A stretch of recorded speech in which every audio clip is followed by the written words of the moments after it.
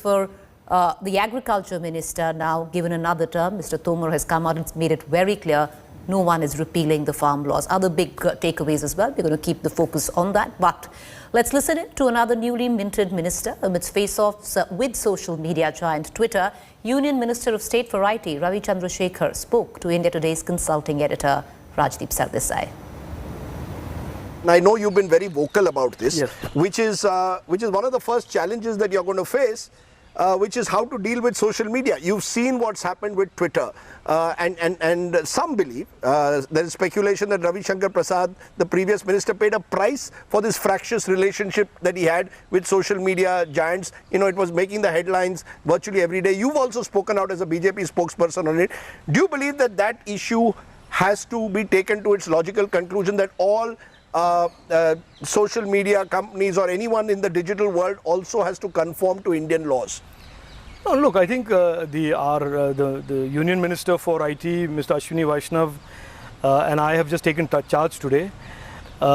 These are all important questions. I don't. No, but you've already, because in your previous avatar as a BJP spokesperson and indeed someone who has been talking on this often, you've been very clear that you believe that these social media giants have to conform to Indian laws. Yeah, I don't think there is a man, woman or child in India that wouldn't agree with the proposition that anybody doing any work in India should conform to Indian law. What is so controversial about that? That is a simple... but it's become very fractious and, I was referring to that point of yours. Yes. I was saying that to the question of whether it's fractious or not, I think you need to give this new team in MeitY an opportunity to study the issues, understand the issues. There is a cabinet minister there, there is a minister of state there, there is a full team of people there. We will study these issues and come back to the public and the media at the appropriate time. Because there's a belief that, you know, whether it's digital media, whether it is these sort of global giants, all of them need a regulatory framework that is transparent, that is fair, absolutely, and that applies to all. And this is not a uniquely Indian idea. This is an issue that the world, economies of the world and governments of the world and democracies of the world are having to deal with. There are some countries like China that deal with it by just completely banning them, not allowing them access. And there are many countries that are having to deal with this. For democracies like India, these platforms do represent a challenge in terms of regulation. And what will be the nature of the regulation, what ought to be the nature of the regulation, what should be their role, what should be the government's role, what should be the institutional capacity built to regulate these entities.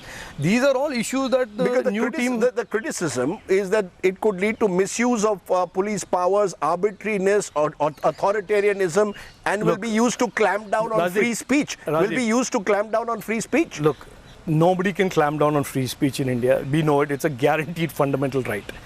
So, I mean, just because somebody huffs and puffs about it... No, it's guaranteed in the Constitution, but in reality, there have been instances where governments, yours and others, have clamped down. You remember during the UPA government, Section 66A, I went to court, I raised it in Parliament, nobody did anything about it, and the Supreme Court struck it down.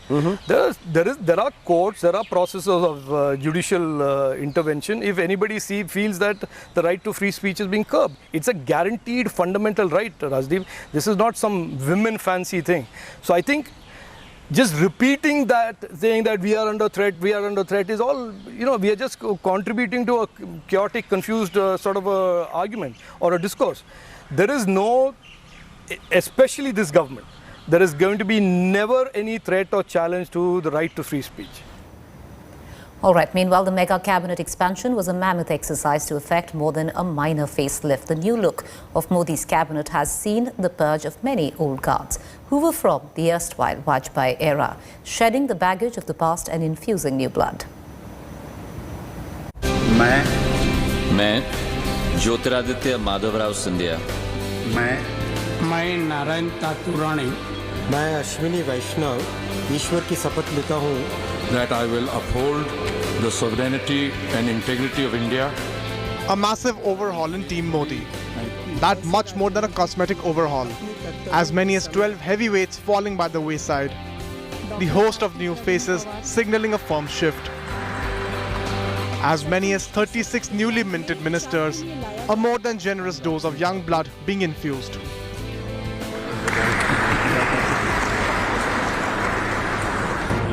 The mammoth exercise saw some vestiges of erstwhile Vajpayee government getting removed. Some of the big names which were associated with the bygone era in BJP.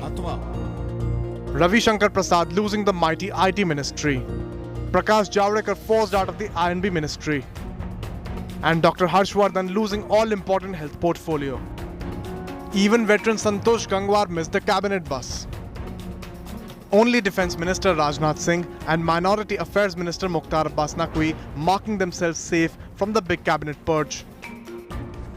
But the Vajpayee era still holds influence. अपने कर्तव्यों का श्रद्धापूर्वक और शुद्ध अंतःकरण से निर्वहन करूंगा. New Rail and IT Minister Ashwini Vaishnav cut his teeth as a Deputy Secretary in Vajpayee's PMO briefly. All the Modi's men signaling a dwindling old guard. The complete overhaul signals energy, experience, expertise and poll priorities. More importantly, a new team Modi trying to break free from the baggages of the past. Bureau Report, India Today.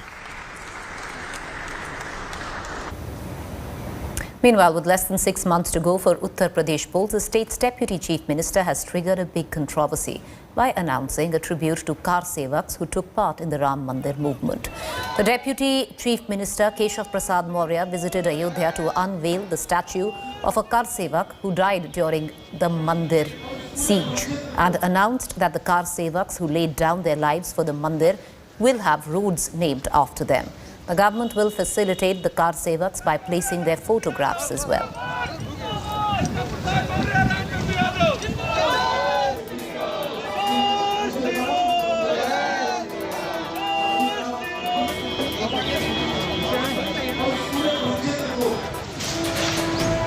आज हम लोगों ने यहाँ भी एक घोषणा की है कि जो बलिदानी राम भक्त हैं, चाहे वो 30 अक्टूबर 90 हो, चाहे 2 नवंबर 90 हो, जो बलिदानी राम भक्त हैं उनके घर तक की सड़क को भी कार सेवक मार्ग के नाम से हम बनाएंगे और उसमें वह बलिदानी जो राम भक्त हैं उनका नाम भी लिखेंगे, उनका फोटो भी लगाएंगे। जैसे ही चुनाव आता है, भारतीय जनता पार्टी जाति धर्म की राजनीति का खेल शुरू कर देती है, लेकिन उत्तर प्रदेश की जनता इस बार बहुत होशियार है।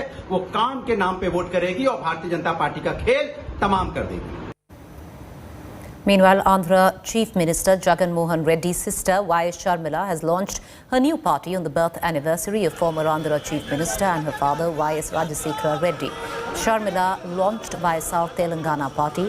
Sharmila, like her brother, has been raising Rajana Rajyam or YSR's Golden Rule slogan in Telangana. The July 8th launch of YSR TP comes at a time when the two Telugu-speaking states are locked in a war of words over the sharing of Krishna River waters and developing new projects in the river.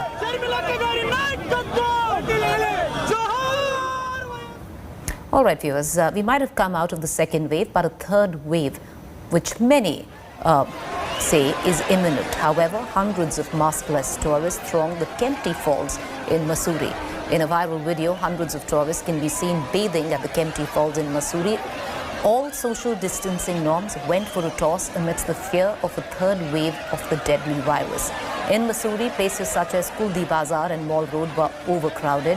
Nainital has also witnessed a sudden surge of tourists. Apart from Uttarakhand, tourists more than 5 lakh have flocked to Himachal as well after the COVID norms were relaxed.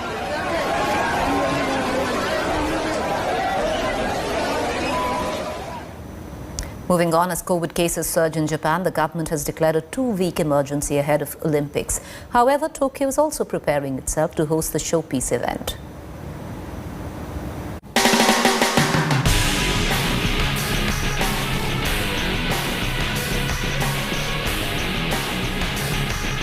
Despite protests and criticism from around the globe, Tokyo is preparing itself to host the Olympic Games that are scheduled to begin 2 weeks from now.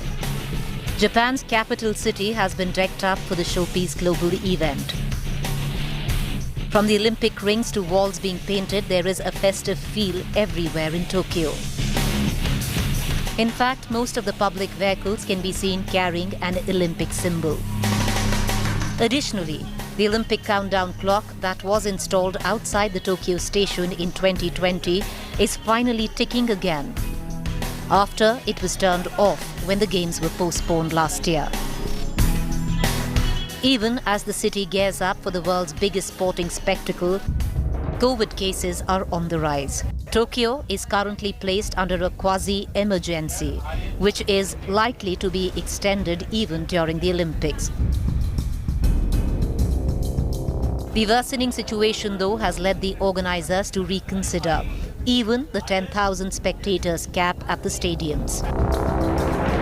According to a report in the newspaper Yomiuri Shimbun, some Olympic competitions scheduled at night can be held without spectators. The organizers have also laid down strict rules for testing as well as movement of athletes. Over 500 participants and officials have already arrived in Tokyo to participate in the Games. It's very difficult. I think it is difficult to hold it. 東京オリンピックに命がけで練習してきた選手もいると思うので、開催した方がいいと思います。The new 68,000 capacity Japan National Stadium, the main venue for the Olympics, will host some of the major events, including the opening and closing ceremonies. The stadium is currently undergoing last-minute preparations before it hosts the opening ceremony for the Olympics scheduled for 23rd of this month. This is one of the major stadiums that is going to host some of the most important events, including the opening and the closing ceremonies. And the preparations are on full swing here, as you can see behind me. On the other hand, almost 500 athletes and officials have already arrived in Tokyo to participate in the Summer Games. And the health experts have warned of a possible fifth wave during the Tokyo Olympics. This is Paulami Burman from Tokyo for India Today. Here's a quick break. To stay with us on the other side is our fact check segment.